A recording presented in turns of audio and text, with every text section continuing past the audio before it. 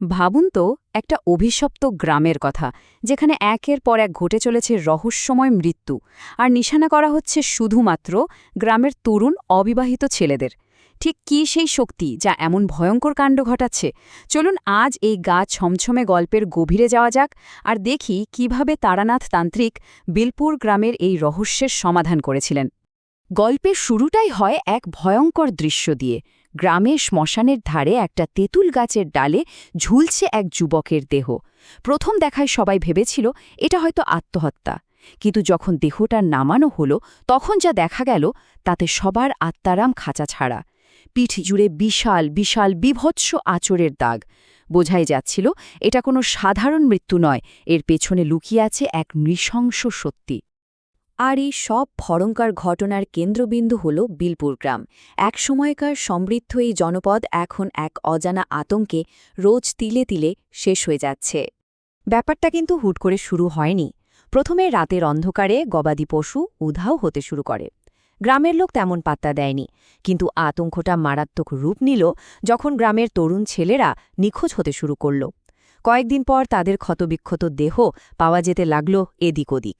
প্রত্যেকটা মৃত্যু দেখতে আলাদা, কোনোটা দুর্ঘটনা, কোনোটা আত্মহত্যা, কিন্তু একটা জিনিস হুবহু এক: সারা শরীরে সেই অমানবিক হিংস্র আঁচড়ের দাগ।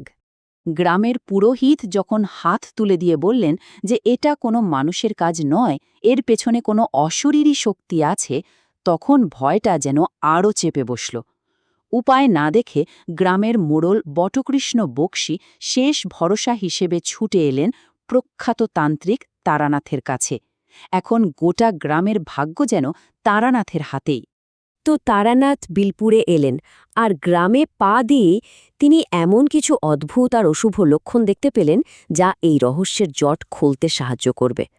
তারানাথের চোখে প্রথম যে অশুভ চিহ্নটা ধরা পড়ল সেটা হলো একটা বিশাল শুকনো আম গাছ। মানে জ্যৈষ্ঠ মাসের ভর গরমে একটা গাছ কি করে এমন শুকিয়ে কাঠ হয়ে যেতে পারে? আর ঠিক তার পাশেই একটা ভাঙাচোরা একচালা ঘর। দুটোকে একসাথে দেখে মনে হচ্ছিল যেন একে অপরের অশুভ ছায়া। সেদিন রাতেই তারানাথ দোতলার বারান্দা থেকে এক আশ্চর্য দৃশ্য দেখলেন।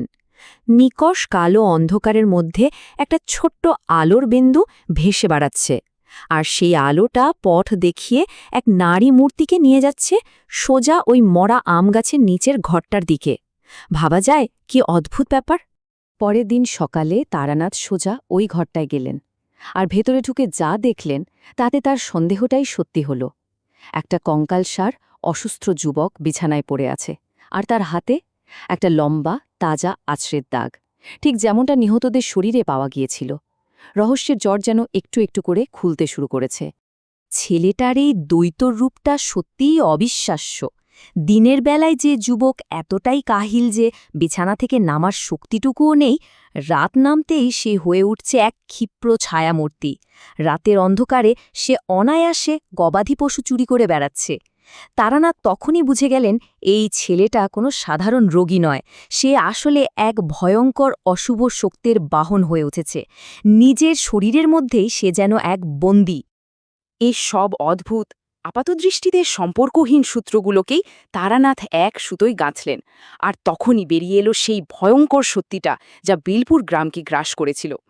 কিন্তু আসল প্রশ্নটা হলো, কে এই গ্রামের তরুণদের হত্যা করছে, আর কেনই ওই অসুস্থ যুবককে ব্যবহার করা হচ্ছে? এর উত্তরটা ছিল মানুষের কল্পনারও বাইরে। তারানাথ যা বললেন তার শুনলে গায়ে কাটা দেবে। এই সমস্ত ঘটনার পেছনে আছে ব্রহ্মডাকিনী, তন্ত্রের এক অত্যন্ত ভয়ঙ্কর আর নিষ্ঠুর শক্তি। কোনো সাধক এক কুমারী মেয়েকে বলি দিয়ে তার অতৃপ্ত আত্মাকে একটা মন্দিরে বন্দী করে এই শক্তি তৈরি করে। এই ডাকিনীর একমাত্র কাজ হল অবিবাহিত পুরুষদের নিজের ফাঁদে ফেলে নৃশংসভাবে হত্যা করা। তারানাথ শুধু থিওরিতে আটকে থাকলেন না, তিনি ওই অসুস্থ ছেলেটার পিছু নিয়ে জঙ্গলের গভীরে পৌঁছলেন, আর খুঁজে পেলেন একটা ছোট ভাঙা মন্দির। মন্দিরের ভেতরের দেওয়ালে এক নগ্ন নারী মূর্তির অসম্পূর্ণ ছবি আঁকা, যার মাথাটা কাটা আর শরীরটা তাজা রক্তে রাঙানো। তিনি নিশ্চিত হলেন এটাই সেই ব্রহ্মডাকিনীর উৎস। রহস্যের সমাধান তো প্রায় হয়েই গেল, কিন্তু আসল লড়াইটা তো সবে শুরু। কারণ পরিচয় জেনে ফেলাই সেই অশুভ শক্তি এবার আরও ভয়ঙ্কর হয়ে উঠল আর সরাসরি আক্রমণ করল। সেই রাতেই মোড়লের বাড়িতে যা ঘটল তা এক কথায় নারকীয়। ডাকিনী সেখানে হানা দিল, প্রহরী কুম্ভ সেনের ছিন্নভিন্ন দেহ পাওয়া গেল, আর মোড়লের একমাত্র ছেলে মোহনকে সেই অশুভ শক্তি আষ্টে পৃষ্ঠে জড়িয়ে ধরল।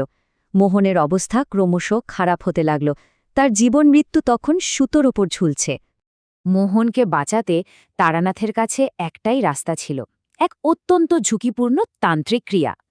এটা ছিল আক্ষরিক অর্থেই এক জীবন মরণ লড়াই। যজ্ঞের একটা ছোট্ট ভুলেই মোহনের জীবন চলে যেতে পারত। বিশেষ করে ওই চিরপ্রদীপ, ওটা একবার নিভে গেলে সব আশাই শেষ হয়ে যেত। যজ্ঞ চলাকালীন যখন ডাকিনীর শক্তি প্রায় জিতে যাচ্ছিল, তারানাথ প্রায় জ্ঞান হারানোর মতো অবস্থায়। ঠিক তখনই তিনি তার ইষ্টদেবী মা কালীর দর্শন পেলেন। দেবী তাকে ভরসা দিয়ে বললেন যে তার নিজের কর্মের ওপর বিশ্বাসী তাকেই লড়াইয়ে জেতাবে। এই দৈব শক্তি তারানাথকে নতুন করে লড়াই করার বল দিল। ভয়ঙ্কর সেই রাতের পর বিলপুর গ্রামে সকাল হল। শান্তি ফিরে এলো ঠিকই, কিন্তু সেই শান্তির মধ্যে কেমন যেন একটা অস্বস্তি মিশেছিল। তো শেষ পর্যন্ত কি হল? দেবী কালীর আশীর্বাদে তারানাথের সাধনা সফল হল। মোহন পুরোপুরি সুস্থ হয়ে উঠল, আর বিলপুর গ্রামও সেই অভিশাপ থেকে মুক্ত হল। পরে গ্রামের লোক মিলে সেই মন্দিরটা ভেঙে ফেলে, আর তার নিচ থেকে উদ্ধার হয় বলি দেওয়া সেই হতভাগ্য মেয়েটির দেহাবশেষ। তার সৎকার করার পর মেয়েটির অতৃপ্ত আত্মাও অবশেষে শান্তি পায়। বিলপুরের অভিশাপ তো কাটল, কিন্তু একটা বড় প্রশ্ন কিন্তু রয়েই গেল। কে ছিল সেই সাধক যে নিজের ক্ষমতার লোভে এত বড় একটা পাপ করেছিল? তার পরিচয় আর জানা যায়নি। তারানাথের কথা অনুযায়ী কিছু রহস্য হয়তো অজানাই থাকা ভালো, কারণ সবকিছু জেনে ফেললে পৃথিবীর অলৌকিকতাটাই যে হারিয়ে যায়। আর এই প্রশ্নটাই হয়তো এই গল্পের আসল সমাপ্তি।